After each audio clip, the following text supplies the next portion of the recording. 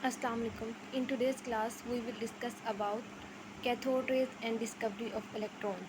आज हम स्टार्ट कर रहे हैं 9th क्लास का चैप्टर नंबर 2 जो है स्ट्रक्चर ऑफ एटम्स के ऊपर।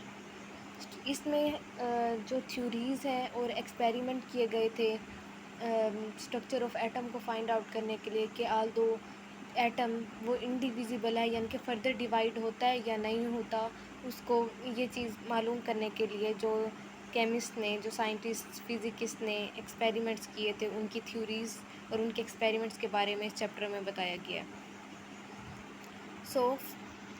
अब हमारा मेन टॉपिक है cathode rays and discovery of electron. लेकिन इससे पहले हम थोड़ा बहुत जो इंट्रोडक्शन दिया हुआ है वो पढ़ेंगे। So let's start. Ancient Greek philosopher Democritus suggested that matter is composed of tiny indivisible particles called atoms. जब स्ट्रक्चर ऑफ एटम को फाइंड करने की बारी आई तो जो ग्रीक फिलोसफर्स थे जो कि पुराने ज़माने में थे, लाइक डेमोक्राइटस का नाम यहाँ पे दिया हुआ है, उसने ये सजेस्ट किया था कि जो मैटर होते हैं वो टाइनी पार्टिकल से मिलके बने होते हैं जो कि फर्दर डिवाइड नहीं होते, यानी कि वो इंडिविजिबल पार्टिकल्स होते हैं, उनको हम एटम्स कहते हैं। और ये एटम जो वर्ड था वो बेसिकली लेटिन वर्ड एटोमोस से निकला था, जिसका मीनिंग होता है इंडिविजिबल, यानी कि कोई चीज़ जो कि फर्दर डिवाइड नहीं हो सकती। पहले ज़माने में जो ग्रीक और लैटिन से रिलेटेड लोग थे उन्होंने बहुत ज़्यादा रिसर्च की थी साइंस पे।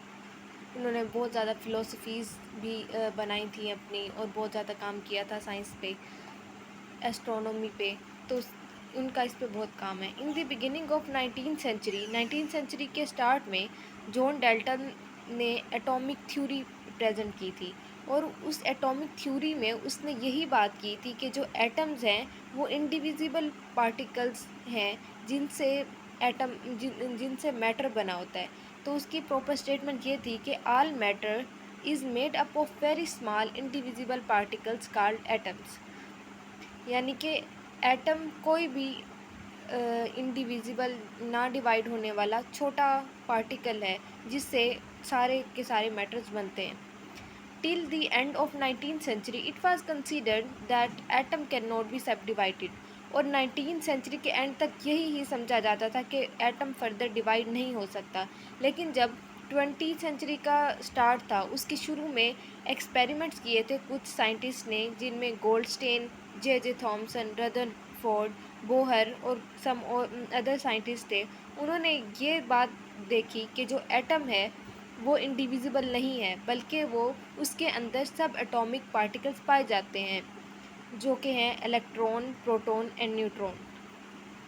तो ये क्वेश्चन आ सकता है कि व्हाट आर सब एटॉमिक पार्टिकल्स ऑफ एटम। तो सब एटॉमिक पार्टिकल्स ऑफ एटम हैं इलेक्ट्रॉन, प्रोटॉन एंड न्यूट्रॉन। इस चैप्टर में इनकी डिस्कवरी से रिलेटेड बताया गया है कि इलेक्ट्रॉन, प्रोटॉन और न्यूट्रॉन कैसे डिस्कवर हुए, किन साइंटिस्ट ने एक्सपेरिमेंट किया था, और उनके बारे में प्रॉपर थ्योरी दी गई है। So let's start. पहले इन्होंने बात की है थ्योरीज़ और एक्सपेरिमेंट्स में कि जो डाल्टन है, जॉन डाल्टन, जिसके बारे में अभी हमने पढ़ा है कि उसने एटॉमिक थ्योरी दी थी, उसके मुताबिक atom indivisible hard dense sphere है जो कि फर्दर डिवाइड नहीं होता, और जो सेम एलिमेंट है उसके अंदर जो एटम्स होते हैं वो भी अलाइक एक जैसे होते हैं, और वो कंबाइन होते हैं डिफरेंट वेज में टू फॉर्म कंपाउंड्स। हमने फर्स्ट चैप्टर में पढ़ा है कि कंपाउंड्स बनाने के लिए एक स्पेसिफिक फिक्स्ड रेशियो में एटम्स एक दूसरे के साथ कंबाइन होते हैं। In the light of Dalton's atomic theory scientist performed a series of experiment. तो जो साइंटिस्ट थे वो क्योंकि क्यूरियस थे, वो इस चीज़ को कंफर्म करना चाहते थे कि ये जो इसने थ्योरी दी है ये आल्दो सही भी है या नहीं। तो उन्होंने इस चीज़ को कंफर्म करने के लिए डिफरेंट एक्सपेरिमेंट्स किए, और लेट 1800 और अर्ली 1900 के जो साइंटिस्ट थे उन्होंने ये डिस्कवर किया कि जो डाल्टन ने एटॉमिक थ्योरी दी है कि एटम फर्दर सब डिवाइड नहीं हो सकता सब एटॉमिक पार्टिकल्स में, वो गलत है, क्योंकि उसके अंदर सब एटॉमिक पार्टिकल्स पाए जाते हैं। 1886 में गोल्डस्टेन ने डिस्कवर किए पॉजिटिवली चार्ज पार्टिकल्स। उसने यानी कि सब एटॉमिक पार्टिकल्स में आ रहे हैं प्रोटॉन, तो वो डिस्कवर किए थे 1886 में गोल्डस्टेन ने। उसने कहा था कि जो एटम के अंदर पॉजिटिवली चार्ज पार्टिकल्स पाए जाते हैं जिन्हें हम प्रोटॉन कहते हैं। और 1897 में जे थॉमसन ने नेगेटिवली चार्ज पार्टिकल्स की डिस्कवरी की थी जिसे हम कहते हैं इलेक्ट्रॉन्स। जे थॉमसन के बारे में काफ़ी पूछा जाता है, ये वाला पॉइंट काफ़ी इम्पोर्टेंट है कि इसने क्या वर्क किया था। इसने प्लम पुडिंग थ्योरी दी थी। It was establish that electrons and protons are fundamental particles of matter. तो इस इनकी डिस्कवरीज़ के बाद ये बात साबित हो गई कि जो मैटर है उसके अंदर जो एटम है उस वो इलेक्ट्रॉन और प्रोटॉन से मिलके बना हुआ है। तो जो मैटर के जो फंडामेंटल पार्टिकल्स हैं वो इलेक्ट्रॉन और प्रोटॉन हैं। और जे थॉमसन ने जो प्लम पुडिंग थ्योरी दी थी उसके मुताबिक उसने कहा था कि जैसे एक पुडिंग होता है ना, लाइक हम एक कस्टर्ड बनाते हैं, तो कस्टर्ड के अंदर अगर हम कुछ यानी कि हाँ कहें कि तो हम उसके अंदर समटाइम्स मेवे वगैरह ऐड कर देते हैं। तो ये यानी कि पुडिंग के अंदर प्लम यानी कि इस तरह से उसने ये थ्योरी दी थी। He postulated that atoms were solid structures of positively charged with tiny negative particles stuck inside. It's like plums in the pudding. उसने ये कहा था कि जो एक एटम है वो पॉजिटिवली चार्ज सॉलिड स्ट्रक्चर है। एक atom positively charge solid structure है जिसके अंदर छोटे छोटे नेगेटिवली चार्ज पार्टिकल्स स्टक होते हैं। फॉर एग्जांपल हम एक तरबूज ले लें तो उसके अंदर यानी कि ब्लैक कलर के अंदर पार्टिकल्स स्टक होते हैं। तो ये इस तरह से है जिसके प्लम इन पुडिंग। तो ये एक शॉर्ट क्वेश्चन में काफ़ी दफ़ा आता है, what is plum pudding theory. तो आपने ये कंप्लीट लिखना है कि ये जे थॉमसन ने दी थी और इसमें ये उसने बताया था। और यहाँ पे जे थॉमसन के बारे में कुछ इन्फॉर्मेशन दी गई है कि 1856 में ये पैदा हुआ था और 1940 इसकी डेथ डेट है। ये एक ब्रिटिश फिजिकिस्ट था। He was awarded the 1906 Nobel prize. इसको 1906 में नोबेल प्राइज़ दिया गया था फिज़िक्स में इसकी इलेक्ट्रॉन की डिस्कवरी के बिना पर, और इसका जो वर्क था जो उसने किया था conduction of electricity in gases, के गैसेस में कैसे इलेक्ट्रिसिटी की कंडक्शन होती है, उसकी बेसिस पे इसको नोबेल प्राइज़ भी दिया गया था 1906 में। तो हम फर्दर मूव ऑन करते हैं हमारे बेसिक टॉपिक की तरफ जो कि है cathode rays and discovery of electron. हम इसमें देखते हैं कि कैथोड रेज की कैसे डिस्कवरी हुई थी और फिर उसके अंदर जो इलेक्ट्रॉन्स थे उनकी कैसे डिस्कवरी हुई थी। ये एक्सपेरिमेंट किया था सर विलियम क्रूक्स ने।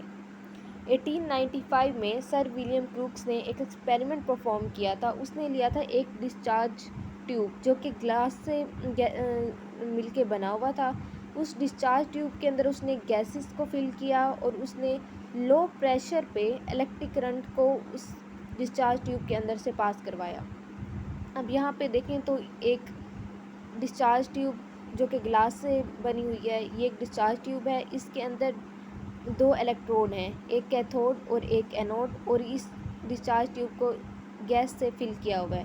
Cathode negatively charge, anode positively charge. और इनको अब आप देखें इस डायग्राम में तो ये एक हाई वोल्टेज बैटरी से कनेक्ट हुई हुई है। अब ये बात यहाँ पे यही करें, he took a glass tube fitted with two metallic electrodes which were connected to a high voltage battery. The pressure inside tube was kept 10 की पावर -4 atm। यहाँ पे ये लो प्रेशर की बात करें कि ये जो सारा प्रोसेस होगा ये लो प्रेशर में होगा, 10 की power -4 atm। When high voltage current was pass through the gas, जब हाई वोल्टेज करंट हम देते हैं और वो पास होती है गैस से, तो उसने सर विलियम क्रूक्स ने ये देखा कि शाइनी रेज इमिट होती हैं।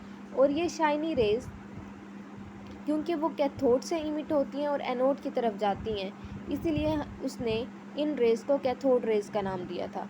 आपने ये डायग्राम अच्छी तरह से कर लेनी है। ये पूरा उसका एक्सपेरिमेंट था। और जो सर विलियम क्रूक्स था 1832 बर्थ डेट थी इसकी और 1919 इनकी डेथ थी।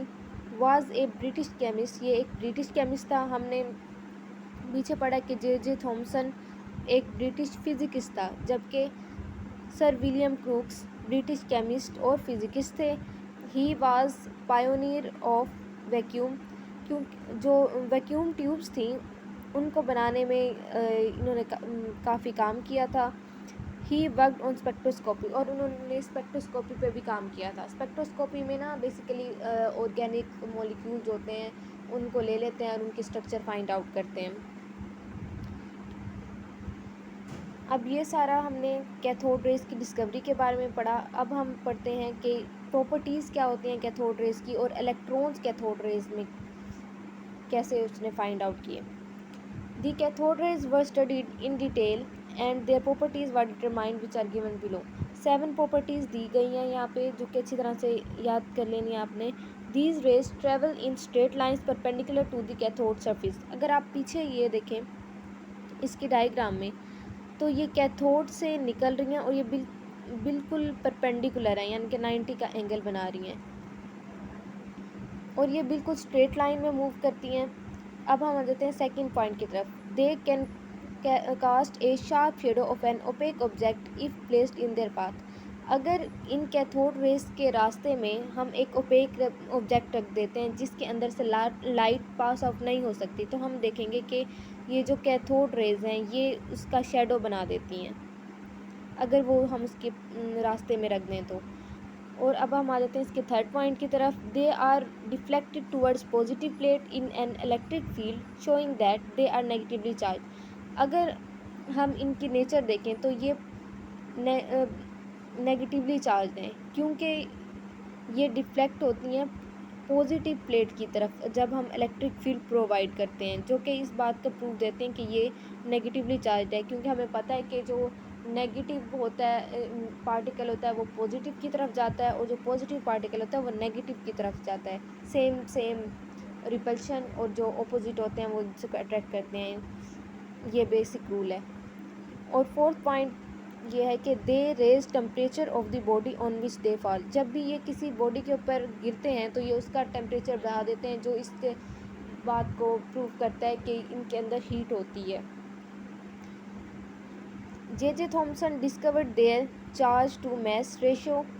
जे थॉमसन ने इसके charge to mass ratio find out किया था। और हमने पीछे पढ़ा भी है कि जे थॉमसन ने क्योंकि इलेक्ट्रॉन के ऊपर वर्क किया था, उसने बताया था कि इलेक्ट्रॉन पाया जाता है, जिसकी वजह से उसको नोबेल प्राइज़ भी दिया गया है। Light is produced when these raise hit the walls of the discharge tube.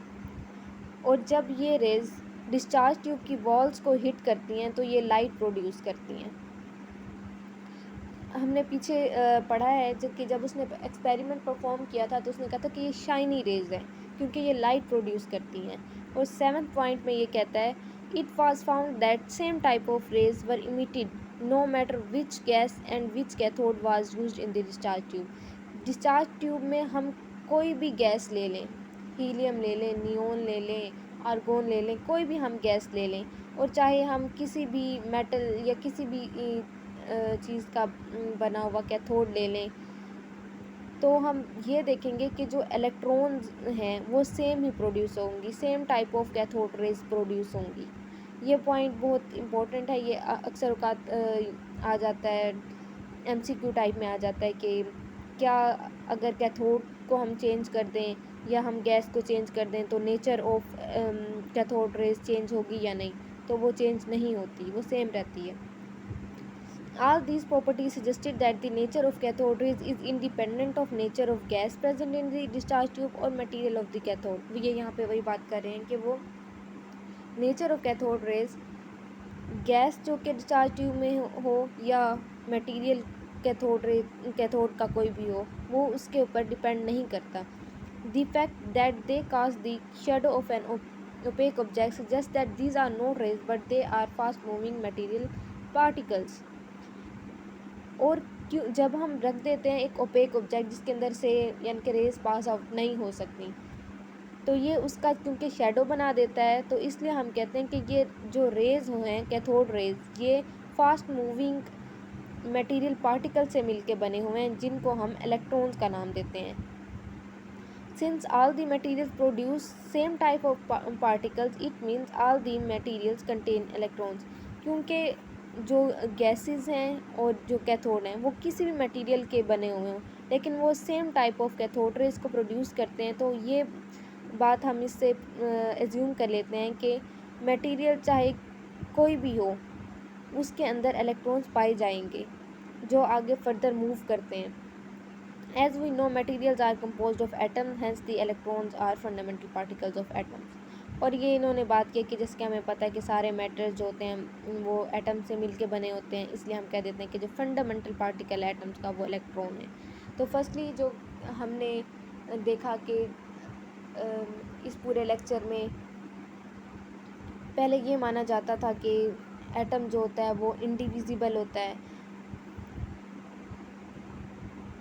जो कि डेमोक्राइटस ने कहा था, और जॉन डल्टन ने एटॉमिक थ्योरी भी अपनी दी थी कि जो एटम है वो इंडिविजिबल पार्टिकल है जो कि फर्दर डिवाइड नहीं हो सकता।